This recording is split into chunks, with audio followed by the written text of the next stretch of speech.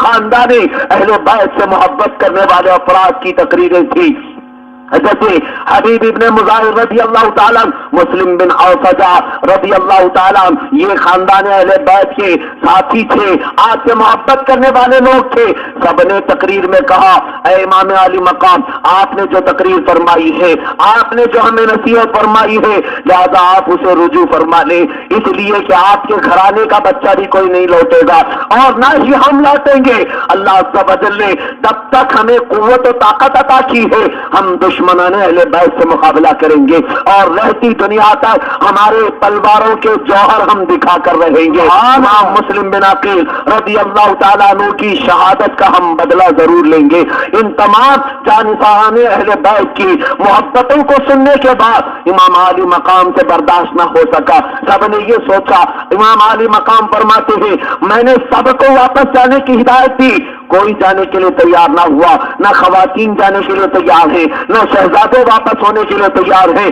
رات کے عالم میں سجدے میں پوری رات امام علی مقام نے گزاری، صبح اذان ہونے تک آپ کا سر مبارک سجدے میں تھا، کبھی اپنے حبیب کی امت کو یاد کرتے تھے، کبھی دین اسلام کی سچائی کو یاد کرتے، اور آنکھیں سوج گئی تھی روتے روتے۔ کس بات نے رلایا تھا؟ کیا پیاس اور بھوک نے؟ نہیں، اس امام علی مقام کی پیاس کو تم کیا سمجھ سکو گے، ان کے برداشت کی قوت کو آپ کیا سمجھ سکو گے؟ بہت سارے مقررین یہ کہتے ہوں گے 7ویں کو بھوکے تھے، 8ویں کو بھوکے تھے، 9ویں کو بھوکے تھے، 10ویں کو بھوکے تھے۔ میں یہ کہتا ہوں یہ 3 دن اور 4 دن کی بھوک ان کے لیے کچھ نہیں۔ ہم نے تو حدیثوں میں دیکھا ہے فاطمہ کے یہ لاڈلے جب ان کی ماں زندہ تھی 10 دن تک بھی آقا کو برداشت کیا کرتے تھے۔ سبحان اللہ، نعرہ تکبیر، نعرہ رسالت، نعرہ رسالت، حسنین کریمین زندہ باد۔ سیدنا امام علی مقام رضی اللہ تعالیٰ عنہ کی جو آنکھیں سوجی تھی، جس بات نے آپ کو رلایا تھا وہ یہ بات نہیں کہ پیاس ستا رہی ہے، بھوک ستا رہی ہے، بلکہ اس بات نے آپ کو ہمیشہ کے لیے رلا دیا تھا کہ میرے جانے کے بعد میرے نانا جان کی اس امت کا نگہبان کون ہوگا، میری امت اس رسول اللہ کی امت کا حاکم اور امام کون ہوگا۔ روتے روتے عرض کرتے تھے بار الہا تو تیرے حبیب کی امت کی حفاظت فرمانا، تو تیرے حبیب کی سنتوں کی حفاظت کرنا۔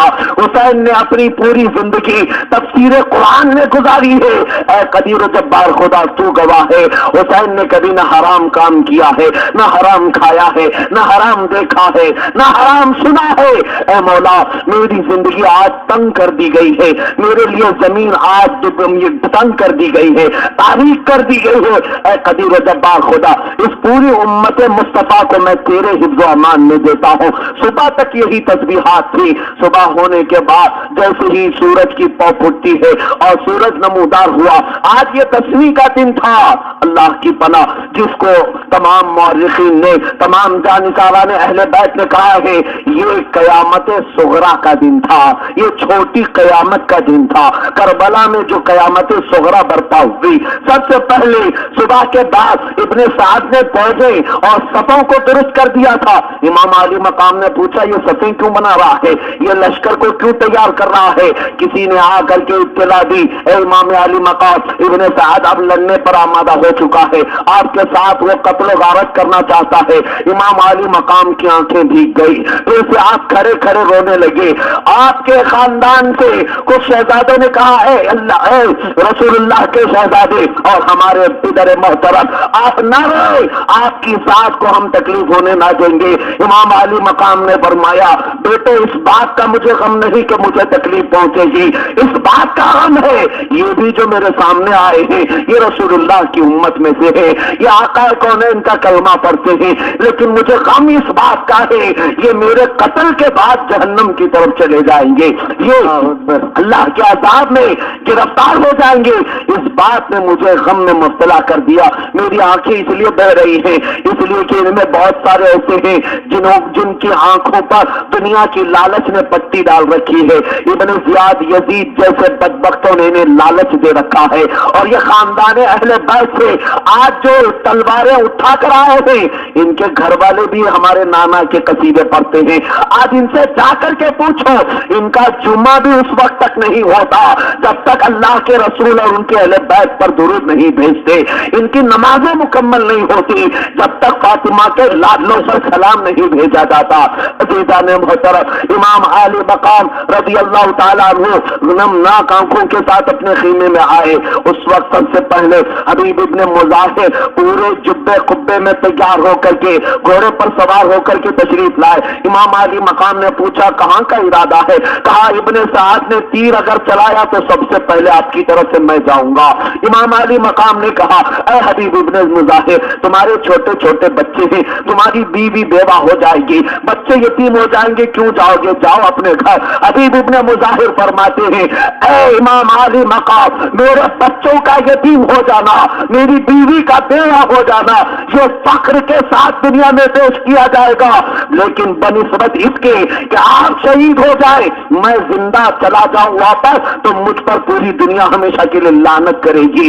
اے امام علی مقام، میں ہرگز اپنے ارادے سے باز نہ آؤں گا. یہ باتیں چل رہی تھی، اچانک ابن سعد نے تیروں کی بوچھار شروع کر دی. امام علی مقام نے اس وقت تک اپنے خاندان میں کسی کو اجازت نہیں دی تھی کہ جب تک ادھر سے پہل نہ کی جائے کوئی ہم میں سے مقابلہ نہیں کرے گا. جب ابن سعد نے تیر چلایا، امام علی مقام نے کہا اے خاندان اہل بیت کے شہزادوں، سارے لوگ گواہ رہنا، قیامت کے دن اگر پوچھ تاچھ ہوگی یہی کہنا جنگ کی ابتدا حسین نے نہیں کی، کوفیوں نے اور یزید کے بدبخت خادموں نے کی تھی، یزید کے غلاموں نے کی تھی. تمام لوگوں کو بتانے کے بعد تیروں کی جب بوچھار ہوئی، اللہ اللہ، یہ رسول اللہ کے گھر سے محبت کرنے والے چند تھے، 10 یا 12 کے افراد وہ موجود تھے، لیکن ڈھال بن کر کے کھڑے تھے. نہ علی اکبر کو باہر آنے دیتے، نہ امام قاسم کو باہر آنے دیتے تھے، نہ کسی خاتون کو پردے سے باہر آنے دیتے، سب ڈھال بن کر کے کھڑے تھے. امام حسین رضی اللہ تعالیٰ عنہ کو تخت پر بٹھایا گیا تھا. حبیب ابن مظاہر گئے سب سے پہلے اور کوفیوں کے اس لشکر جرار میں پہنچنے کے بعد اپنی تلوار ہواؤں میں لہرانا شروع کیا. ایک وار کے ساتھ 18 اور 20 لوگوں کی گردنیں کٹ جایا کرتی تھی. یہ کس طرح کرتی تھی؟ حبیب ابن مظاہر سے پوچھو تو قرآن کی آیتیں گواہ کر دیتی ہیں وَلَمْ تَقْتُلُوهُمْ وَلَكِنَّ اللَّهَ قَتَلَهُمْ، تم نے انہیں قتل نہیں کیا بلکہ تلوار تمہاری تھی، اللہ نے انہیں قتل کیا ہے. بے شک یہ حق کے ساتھ جو تلوار اٹھتی ہے ہاتھ ہمارا ہوتا ہے، کام اللہ عز و جل کا ہوا کرتا ہے. حبیب ابن مظاہر کو کوفیوں نے گھیر لیا اور گھیرنے کے بعد اس قدر تیروں سے انہیں بوچھار کی گئی اور ان کا سر مبارک ان کے تن سے جدا کر دیا گیا. مسلم بن اوس اسدی رضی اللہ تعالیٰ عنہ یہ آئے جانثاران اہل بیت، یہ کے بعد دیگرے اس میدان کربلا میں اپنے جوہر دکھانے آتے تھے اور سب ایک کے بعد دیگرے صبح سے لڑتے رہے اور چاشت کا وقت ہو گیا. چاشت کے وقت تک جتنے جانثاران اہل بیت تھے سب کے سب شہادت کے عظیم مرتبے پر فائز ہو گئے، سب کے سب شہادت کا جام نوش کر گئے.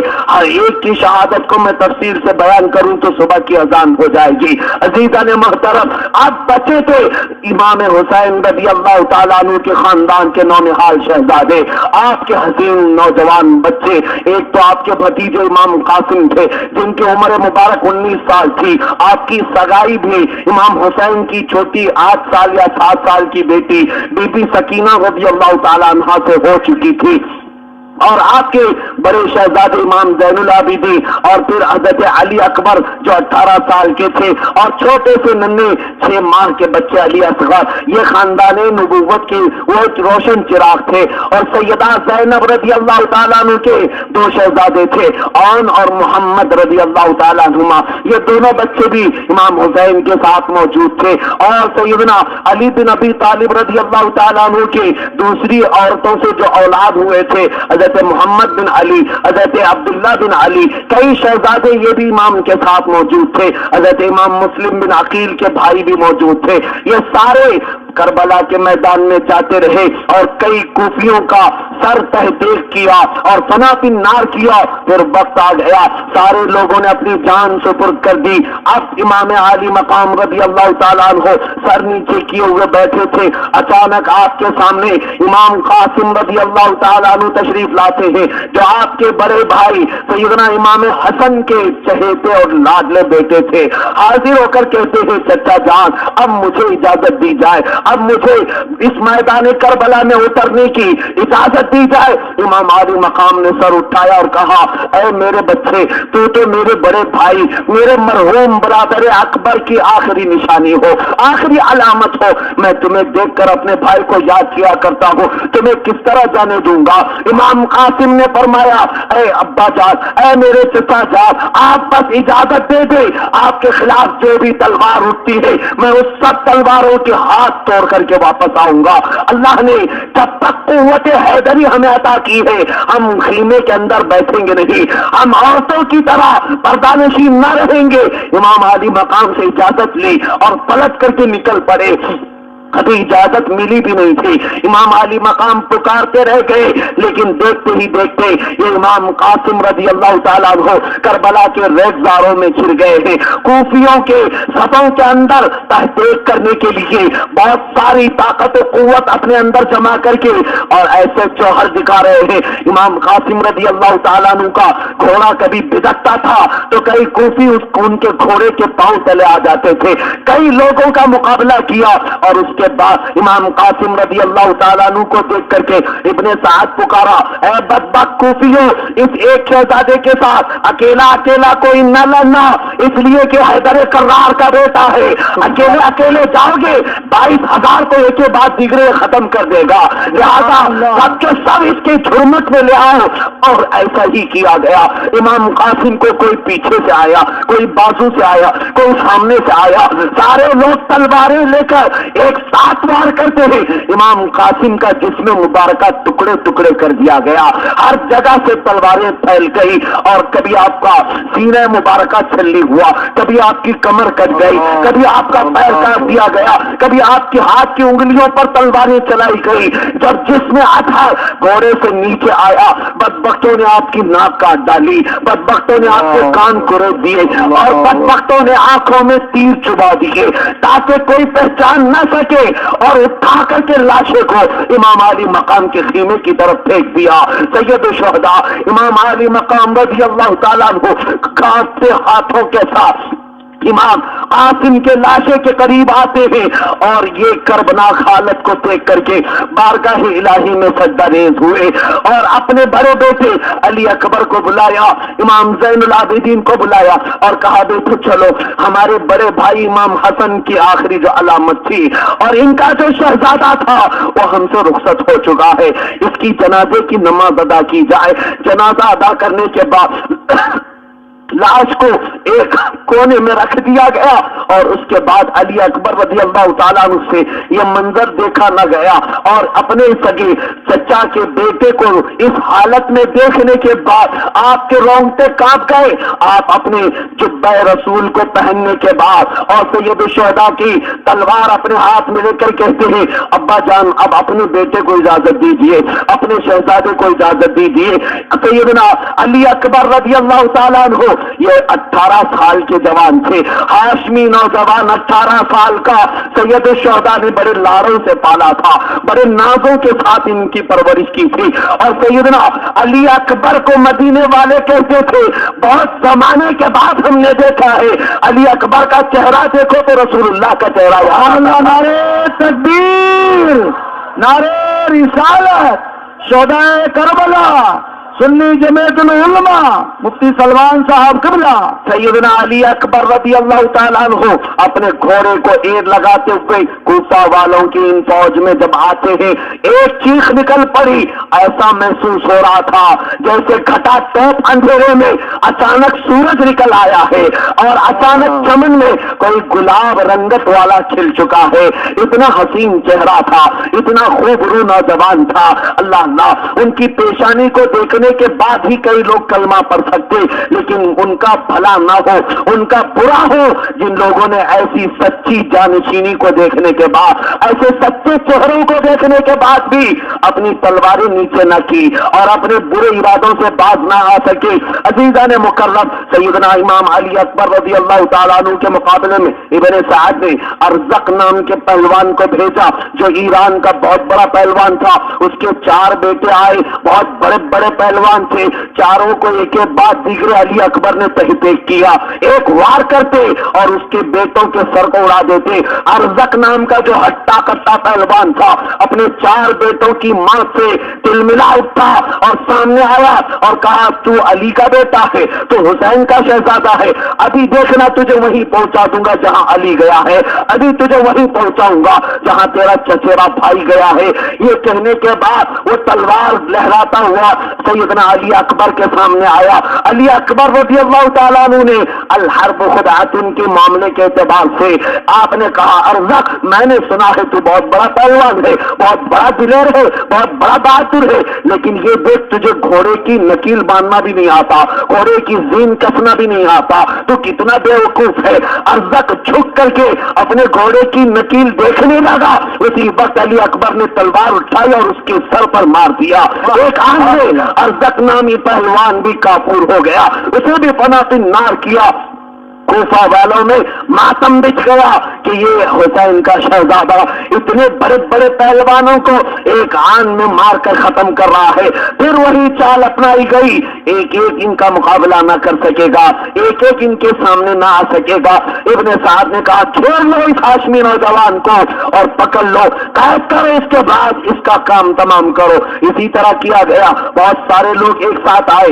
ایک مرتبہ کی روایت ہے ابن سعد نے 30 نوجوانوں کو ایک علی اکبر کے سامنے بھیجا، ساری تلواریں لے کر کے آتے ہیں۔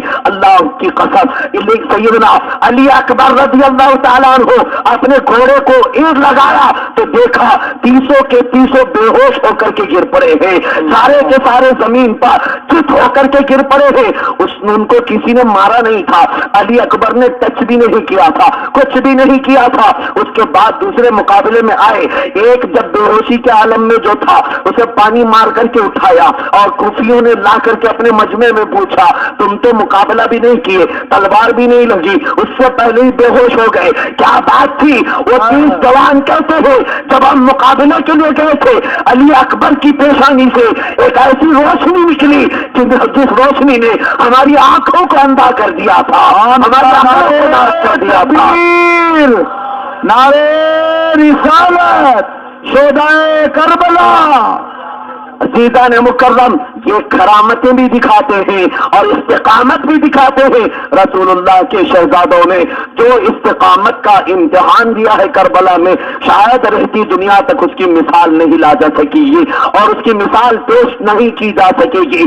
عزیزان مکرم، سیدنا علی اکبر رضی اللہ تعالیٰ عنہ پر اچانک حملہ ہوا، 2-3 مرتبہ آپ واپس خیمے کی طرف آتے تھے، اپنے ابا جان کو پکارتے یا ابتا لا تشعل عطش، اے ابا جان بس پیاس ستا رہی ہے، پیاس ستا رہی ہے، اگر پانی پی لوں تو پھر اور بہت بڑھ چڑھ کر کے مقابلہ کروں گا۔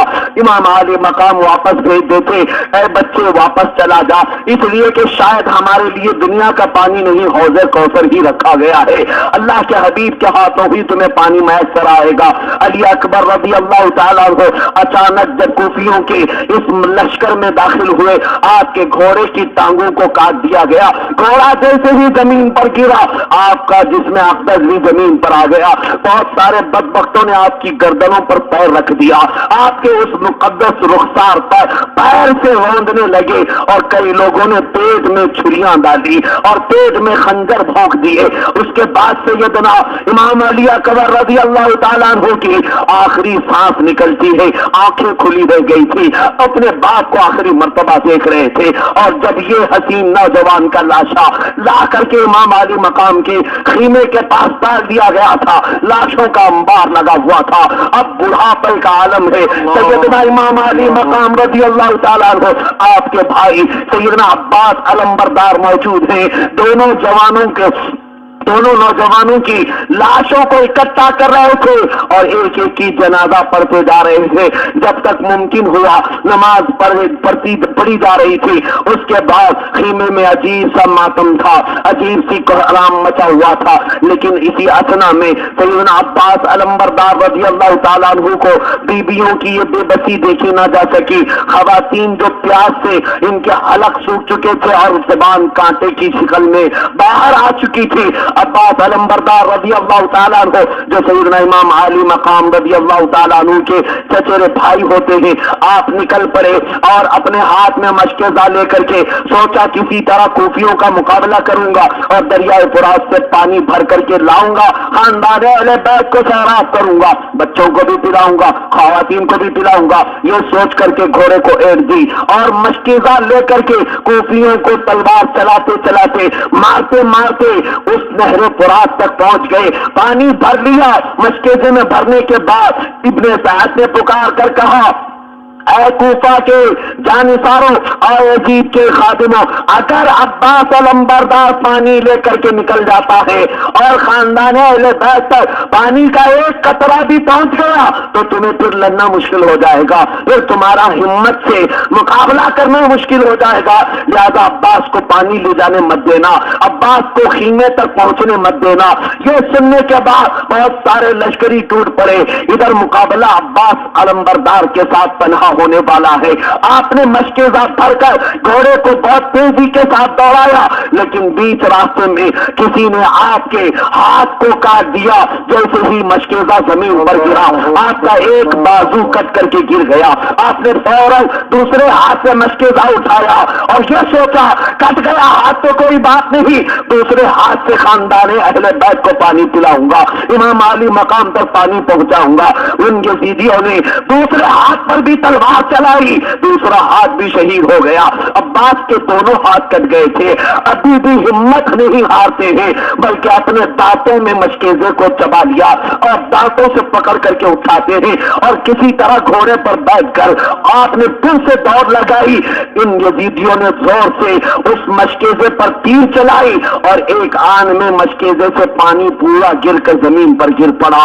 اتنا دیکھنے کے بعد آپ غم سے نڈھال ہو کر کے گھوڑے سے نیچے گر آئے. یزیدیوں نے آپ پر بھی تلواروں کی بوچھار کر دی, زخموں سے چور چور کر دیا.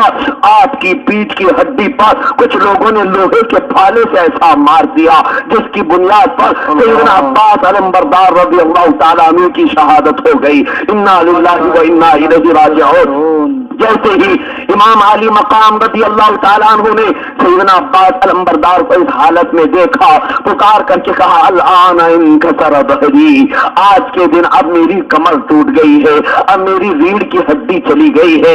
اس لیے آپ نے کہا. عباس علمبردار ہمیشہ امام علی مقام کا ساتھ دیا کرتے اور آپ کے بہت معتمد خاص تھے. امام علی مقام پھر بھی اپنی ہمت نہیں ہارتے, اپنے آپ کو ابھی بھی یزیدیوں کے حوالے کرنا گوارا نہیں کیا. خیمے میں جیسے ہی آپ تھکن سے چور آئے تھے, اب یہ جمعہ کا وقت قریب آنے والا تھا. خواتین جو گھر میں بیٹھی تھی, سیدہ شہر بانو رضی اللہ تعالیٰ عنہ جو آپ کی زوجہ مطہرہ ہے, آپ کے چھوٹے سے ننھے سے بچے علی اصغر کو ہاتھوں میں لا کر دیتی ہے اور کہتی ہے, اے امام جائیں ان یزیدیوں سے اتنا کہہ دیں ہمیں پانی نہ پلائیں, ہم تک کوئی پانی کی کٹوری پہنچنے نہ دے. اس بچے کو اپنے ہاتھ میں لے لو, تم ہی اس بچے کو تھوڑا پانی پلا کر واپس کر دینا, اس لیے کہ ماں کی پستانیں سوکھ چکی ہیں, ماں سے دودھ بھی خشک ہو چکا ہے, بچہ بلک رہا ہے, بچہ تڑپ رہا ہے, بھوک و پیاس کی شدت بچے کو ستا رہی ہے. ارے وہ کون سا ننھا تھا, علی اصغر جیسا بے زباں جو رسول اللہ کے خاندان کا مہکتا ہوا پھول تھا, ہاشمی گھرانے کا ایک حسین مہکتا ہوا ستارہ تھا. اس بچے کو لے کر کے امام علی مقام تشریف لائے,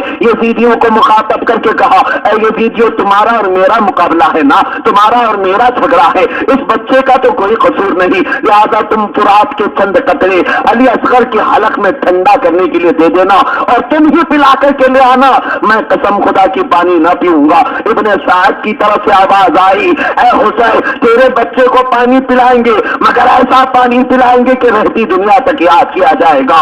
یہ کہتے ہوئے امام علی مقام کے اس گود میں موجود بچے کی طرف تیروں کی بوچھار کی گئی, تیر آ کر لے کے علی اصغر کے حلقوم میں گھس گیا، آپ کی گردن میں چھید کرتا ہوا نکل پڑا۔ وہ بچہ جو اب تک پیاس کے لیے بلبلا رہا تھا، ہمیشہ کے لیے آنکھیں بند کر چکا تھا، ہمیشہ کے لیے آخری چیخ نکال چکا تھا، اپنی روح جانے آخری کے سپرد کر چکا تھا، اپنے باپ کی طرف دیکھتے ہوئے اس چھوٹے سے بچے کی جان نکل گئی۔ عزیزان مکرم، وہ کیسا منظر ہوگا، وہ کیسی کربناک حالت ہوگی۔ آج ہم اپنے بچوں کو بخار کے عالم میں برداشت نہیں کر پاتے، ہمارا بچہ بیمار ہو دعا تڑپ جاتی ہے، باپ کا کلیجہ پھل جاتا ہے۔ وہ کیسا باپ تھا اے امام علی مقام، اللہ نے کون سی قوت آپ کو عطا کی تھی؟ آپ کے سامنے بھتیجا کٹ چکے تھے، آپ کے سامنے علی اکبر کی لاش رکھی گئی تھی، آپ کے سامنے آپ کے بھائی عباس علمبردار کے کٹے ہوئے بازو تھے، لیکن اے حسین تمہارے لبوں پر ابھی بھی تو مسکراہٹ تھی، اے حسین ابھی بھی تمہارا چہرہ دمک رہا تھا، تمہیں سوارنے کی روح ہو حسین۔ اے نوجوانوں، اسی کو تو قوت اسلام کہا جاتا ہے، اسی کو تو عشق رسول کہا جاتا ہے۔ ہر چیز برداشت کی جائے گی لیکن دین اسلام پر آنے والی کوئی حملے کو برداشت نہیں کیا جائے گا۔ عزیزان مکرم، امام علی مقام رضی اللہ تعالیٰ عنہ کے ہاتھ میں شہادت پایا ہوا بچہ جیسے ہی لاش ٹھنڈی ہو گئی تھی، بچہ آہیں سسکیاں لیتے ہوئے اپنی جان ختم کر چکا تھا۔ آپ لے کر کے اپنے خیمے کی طرف روانہ ہوئے، ہاتھ رنگین تھے، خون سے آلودہ تھے۔ خیمے کی بیویاں باہر آئی، شاید پانی بچہ پی چکا ہوگا، اب رونا دھونا بند کر چکا ہوگا۔ بچے کو خاموش دیکھ کر کے خاتون نے اندر سے پکارا، امام بچے کو آپ نے خاموش کرا دیا۔ امام علی مقام نے کہا، اے بیبیوں، ہاں بچہ تو خاموش ہوا ہے لیکن ہمیشہ کے لیے خاموش ہو گیا ہے، اب اس کے بعد کبھی نہیں پکارے گا، اب اس کے بعد کبھی نہیں بولے گا، اب اس کے بعد کبھی آواز نہیں آئے گی۔ امام علی مقام نے اپنی خاتون کے سامنے بچے کی لاش رکھی۔ یہ وہ منظر ہے مسلمانوں جس کو بیان کرنے کے بعد رونگٹے کھڑے ہوتے ہیں، جس کو بیان کرنے کے بعد روحیں کانپ جاتی ہے۔ لیکن اے اللہ، جب کسی پر دنیا سوار ہوتی ہے وہ نہ بچوں کو دیکھتا ہے، نہ خواتین کو دیکھتا ہے، نہ وہ مردوں کو دیکھتا ہے، نہ عورتوں کو دیکھتا ہے۔ یہی کیفیت یہ ویڈیو کی تھی۔ یہاں رک کر کے میں عرض کرنا چاہوں گا، اے مسلمانوں، آج بھی کربلا کے میدان جگہ جگہ پر قائم کرنے کی کوششیں کی جا رہی ہیں۔ کیا گجرات کربلا نہیں بنایا گیا تھا؟ کیا آسام کربلا نہیں بنایا گیا؟ کیا برما میں کربلا نہیں بنایا گیا؟ کیا فلسطین کو کربلا نہیں بنایا جا رہا ہے؟ کیا عراق کی سرزمین پر آج بھی کربلا کے منظر پیش کیے جا رہے ہیں؟ ارے حالات تو یہاں ہیں۔ آج جو لوگ تخت پر بیٹھے ہیں ان کے تختے کے نیچے دیکھو گے مسلمانوں کے خون سے لال ہو چکے ہوں گے۔ گجرات کی سرزمین پر ماؤں کے حمل کو ساقط کر کے حمل والے بچے کو انہوں نے ترشول میں لٹکا دیا ہے۔ ایسے حالات بھی پیش آئے ہیں، ہم کو بیان کرنا ہوگا۔ اسی لیے ہم کہتے ہیں مسلمانوں، ہر دور میں یزید آئیں گے لیکن ضرورت اس بات کی ہوگی کہ حسین جیسا ایمان ہو، حسین جیسا استقامت پیدا کرو۔ عزیزان مکرم، امام سیدنا علی اصغر رضی اللہ تعالیٰ عنہ پر کروڑوں سلام بھیجیں گے۔ رہتی دنیا تک اس ننھے سے علی اصغر پر ہزاروں ہزار سلام ہم بھیجتے رہیں گے، اس لیے کہ رسول اللہ کے اس شہزادے نے ابھی کھلنے سے پہلے ہی بارگاہ رب العزت میں اپنی جان دے دی۔ ان پھولوں کا کیا جو جہاں بہارے جہاں فضا دکھلا گئے، حسرت تو ان کلیوں پر ہے جو بن کھلے مرجھا گئے، جو بن کھلے مرجھا گئے۔ عزیزان مکرم، سیدنا امام علی مقام رضی اللہ تعالیٰ عنہ کے گھر میں اب بچے اور جوان سب شہادت پا چکے تھے۔ ایک بیمار زین العابدین باقی تھے، آپ کے بڑے بیٹے تھے لیکن بیماری کا عالم تھا، طاقت و قوت نہیں تھی۔ آپ لڑکھڑاتے آگے آ گئے، کہا ابا جان اب مجھے جانے دیں، ابا جان اب مجھے مقابلہ کرنے کی اجازت دیں۔ آپ نے ماتھا چوما اور کہا بیٹا تو میرا وہ بچہ ہے جس سے میری نسل قیامت تک چلے گی۔ غیب دا حسین جانتے تھے حسینی سادات ہوں گے تو زین العابدین کی اولاد سے ہوں گے۔ آج بھی پوری دنیا میں جو بھی حسینی سادات ہیں اسی بیمار زین العابدین کے اولاد میں سے مانے جائیں گے۔ عزیزان مکرم، سیدنا امام علی مقام رضی اللہ تعالیٰ عنہ نے زین العابدین کو اپنے خیمے میں بٹھایا اور کہا اے بچے میرے بعد اگر میرے مقابلے کے بعد میری شہادت ہو گئی تمہاری ماں کو کون لے جائے گا؟ تمہاری پھوپھی زینب کی دیکھ بھال کون کرے گا؟ میری چھوٹی بچی سکینہ کے سر پر ہاتھ کون رکھے گا؟ اے زین العابدین لہذا تم نہ جانا، تم اپنے گھر میں محفوظ رہو، تم صبر کرو اور صبر کا دامن تھامے رکھو، اور میرے بعد ان بچیوں کو اور میرے خواتین کو، میرے گھر کی پردہ نشین خواتین کی حفاظت تمہارے ذمہ ہوگی۔ یہ کہتے ہوئے سمجھایا، اور دوپہر کا عین وقت تھا، یزیدیوں کے سامنے آ کر کے امام علی مقام نے کہا چلو نماز کا وقت ہے، نماز پڑھتے ہیں۔ ایک بدبخت نے کہا حسین تمہاری نماز قبول نہیں ہوگی، تمہاری نماز ادا نہیں ہوگی۔ حسین اعظم کے رخسار سرخ ہو گئے اور کہا خبردار مردو، تو نے کیا دیکھا ہے ہماری نماز کو؟ حسین جب سجدہ کرتا ہے اور سجدے میں دیدار الہی کیا کرتا ہے۔ تکبیر، نعرہ رسالت، نعرہ رسالت۔ عزیزان مکرم، سیدنا امام علی مقام رضی اللہ تعالیٰ عنہ باہر خیمے سے نکل کر کے تشریف لاتے ہیں، اور اندر خواتین عجیب سی کشمکش کے عالم میں تھی، ان کے پاس کوئی جوان باقی نہیں تھا، اب اپنے آنسوؤں کو چلمن میں چھپائے بیٹھی خواتین تھی۔ بی بی شہر بانو ہیں، بی بی سکینہ ہیں، بی بی سہرا ہیں، بی بی سکینہ ہیں، اور بی بی سیدہ زینب رضی اللہ تعالیٰ عنہ اجمعین۔ یہ تمام خواتین نے جو صبر کا دامن کربلا میں تھامے رکھا تھا، وہ آج کی خواتین کے لیے بہت بڑا عظیم درس ہے، بہت بڑا عظیم عبرت آمیز سبق ہے۔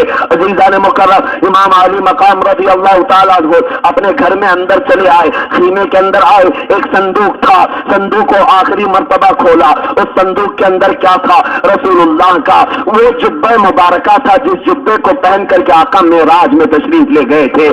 آقا کونین صلی اللہ علیہ وسلم کا جبہ مبارکہ سے تنگ کیا، اور اس کے بعد امامہ مبارکہ سیدنا امیر حمزہ رضی اللہ تعالیٰ عنہ کی ڈھال تھی، پیٹھ میں لگایا، کمر میں کسنے والا پٹا جعفر طیار کا تھا، اور ذوالفقار حیدری علی مرتضیٰ کی تلوار نکالی، اور اس کے بعد سارے ان تبرکات کو زید تن کرنے کے بعد اپنے خواتین کے پاس آتے ہیں۔ جیسے ہی خواتین نے دیکھا ایک چیخ نکل گئی، اور بچے پکار کر کہنے لگے بی بی سکینہ اے ابا جان ہمارے بعد آپ کے بعد ہمارا کون ہوگا؟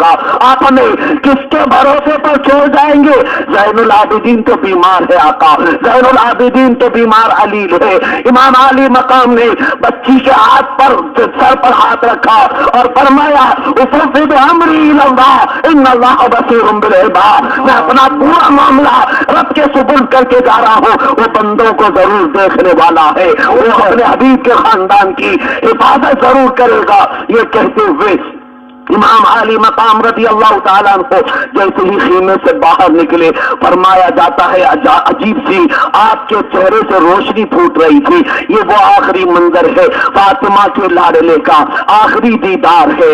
حشر کا ہنگامہ برپا ہے میان اہل بیت، حشر کا ہنگامہ برپا ہے میان اہل بیت۔ اس فاطمہ کے لاڈلے نے وہ تبرکات سے تنگ کیے، اور تمام دنیا کی آنکھوں نے دیکھا، کچھ کوفیوں کی بھی آنکھیں بھیگ گئی تھی، مگر مجبوراً ان لوگوں نے تلواریں اٹھائی تھی، اس لیے کہ داستانیں گھروں میں ضرور سنتے تھے۔ اب ہم اس حسین کے سامنے ہیں جس کے لبوں کو رسول اللہ بوسا دیا کرتے تھے۔ یہ وہ حسین ہے جو کبھی رسول اللہ کے کندھے پر سواری کرتا تھا، یہ وہ حسین ہے جب پیٹھ پر رسول اللہ کے سوار ہو جاتا آقا بھی اپنا سجدہ لمبا کر دیا کرتے تھے۔ یہ وہ حسین ہے جب عمر ابن خطاب کو چاہتا منبر سے اتار دیتا اور جب چاہتا منبر پر چڑھا دیا کرتا تھا۔ ہم اس حسین کے سامنے ہیں جس نے قناعت کا صبر کا اور تمام تر اخلاق کاملہ کا صبر اپنی چادر تطہیر والی ماں فاطمہ سے سیکھا ہے۔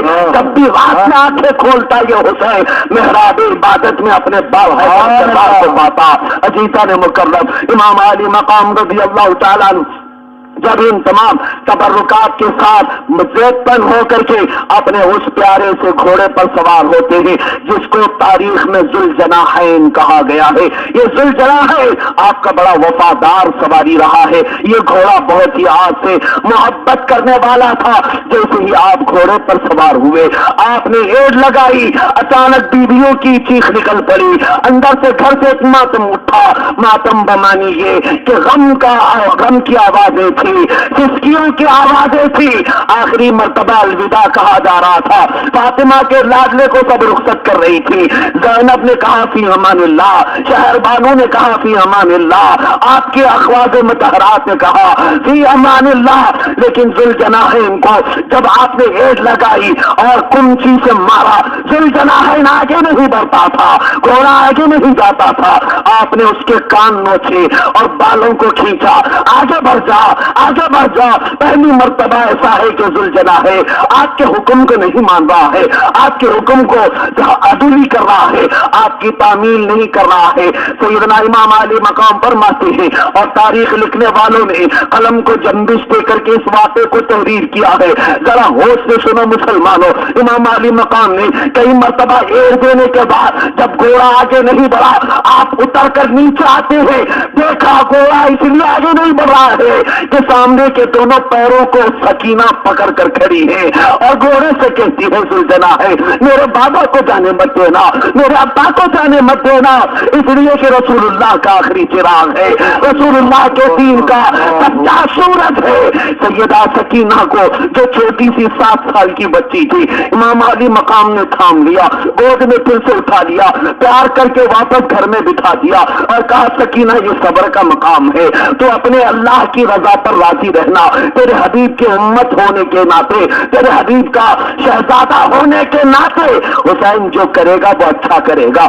یہ کہتے ہوئے آپ کربلا کے میدان میں تشریف لائے. اللہ اللہ, یہ عجیب منظر ہے. یہ وہی موقع ہے جس کو بیان کرتے کرتے زبانیں تھکتی نہیں ہیں. اس پورے واقعے کو بیان کرتے کرتے آنکھیں ڈبڈبا جاتی ہیں, روح ہماری کانپ اٹھتی ہے, جانوں میں عجیب سی ہلچل مچ جاتی ہے. سیدہ فاطمہ زہرا رضی اللہ تعالیٰ عنہا کے